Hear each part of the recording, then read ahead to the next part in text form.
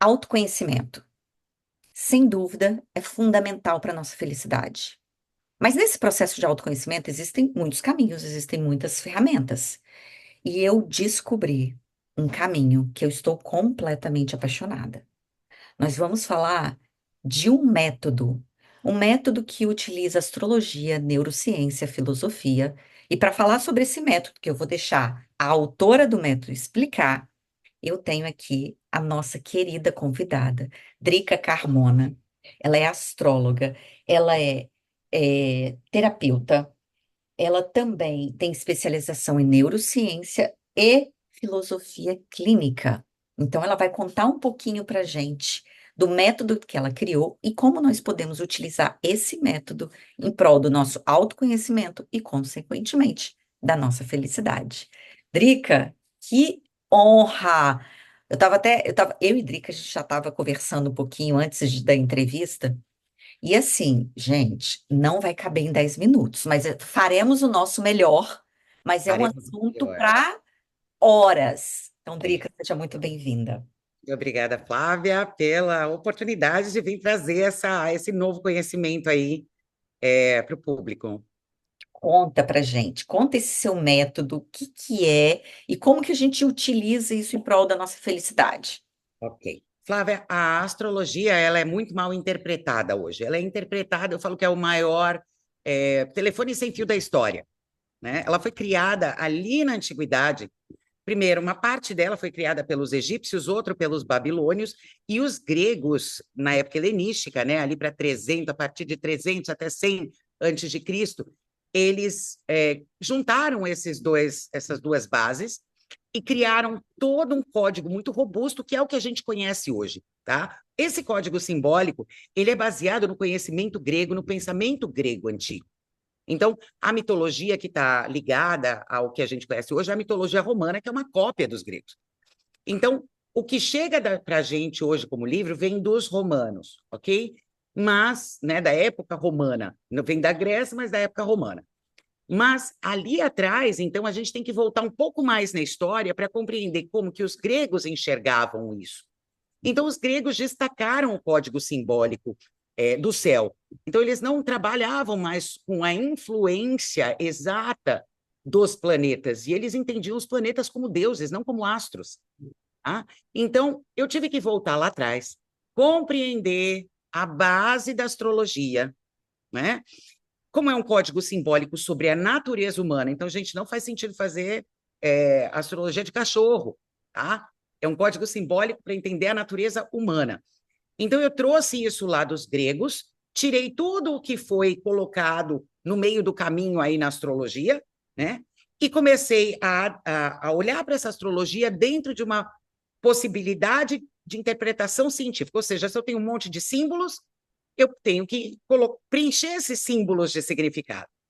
Então, ao longo da história, a gente foi preenchendo esses símbolos de significados, e ele não pode ir contra o pensamento, aquilo que a gente já conhece, científico, né? Então, o problema da validação da astrologia hoje é que eles tentam colocar isso como uma ciência, a ciência rejeita porque não faz sentido mesmo, né? Mas quando, na verdade, a astrologia é uma ciência social. Ok? Então, o que é astrologia ao longo do tempo? Quando você estuda a astrologia ao longo do tempo, você percebe que aquilo é a maneira como aquele povo enxergava a vida e a natureza humana e a condição humana naquele momento histórico dentro daquela cultura. Então, você tem todos os inputs no meio do caminho de várias culturas. Você teve inputs dos árabes, você teve inputs no começo do século passado dos psicólogos, né? E vem com a astrologia psicológica. Então, é um código que está sendo preenchido ao longo do tempo de acordo com uma época e com uma cultura. O que eu faço é trazer o pensamento grego da base e unir com os mais modernos conhecimentos científicos.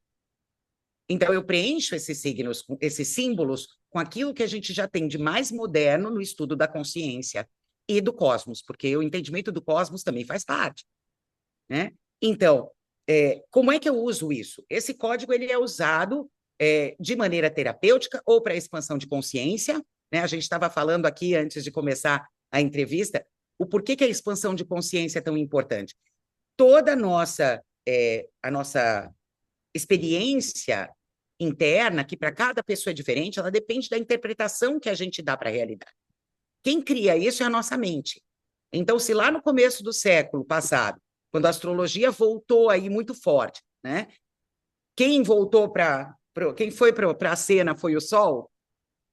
Hoje, a gente tem que colocar Mercúrio, porque Mercúrio é a nossa mente instrumental, e ela que está sendo atrapalhada com a quantidade de informação que a gente está recebendo, e que a gente não tem uma base, ou seja, não tem um caminho neural, uma rede neural sólida de sustentação dessas informações. Então, o pessoal está pirando, é depressão, é ansiedade, porque é a tua cabeça jogando contra você. É a sua mente instrumental, é o seu Mercúrio jogando contra você. Então, o Mercúrio retrógrado, para começar, que o planeta não retrograda. Isso é uma visão que a gente tinha do céu, tá? Então, o planeta não retrograda, eles só andam numa direção. Agora, colocar o Mercúrio retrógrado, por exemplo, em voga, como uma desculpa para as coisas não estarem dando certo na minha vida, tira de mim a responsabilidade. Isso. Então, a primeira coisa que a astrologia, eu tenho um hashtag que eu falo, a culpa não é dos astros, né? As pessoas falam, mas meu mapa é ruim. Não, seu mapa não é ruim. Ruim é o que você faz com ele, Isso. né? Então, você toma a responsabilidade para si e a gente vai olhar dentro daquele símbolo, que é uma simbologia de você, não é você, é só um símbolo de você. Então, a gente vai olhar para as tuas narrativas dentro da análise desse código, né, do teu mapa, e a gente vai ajustar essas narrativas para aquilo que você gostaria ou quer experimentar na sua vida. E o que é a felicidade? A felicidade nada mais é do que você criar experiências que estão em congruência com os seus valores, né? Se tornar, até ouvi uma entrevista tua que ele falava sobre ser humano e ser o animal humano, né? Que é exatamente isso que a astrologia mostra. Então, a gente nasce um animalzinho com os nossos instintos e a gente vai se tornar humanos. Infelizmente, a gente não é como o cavalo que nasce e já sai cavalgando, né? A gente aprende a ser humano, mas a gente nasce animal. Então, enquanto a gente estiver se comportando como animais, que é o que a maioria da humanidade está fazendo hoje, então a gente está preso às circunstâncias, a gente vive escravo das circunstâncias. Eu não sou o agente da minha vida, eu sou um escravo daquilo que acontece à minha volta. Então, o objetivo desse trabalho é eu me tornar agente da minha vida. Eu crio as experiências e aceito ou não experiências que estão em acordo ou desacordo com os meus valores, mas para isso eu tenho que conhecer os meus valores. Então, a astrologia ela vai te mostrando quem é você, qual é a tua natureza, de uma maneira muito básica.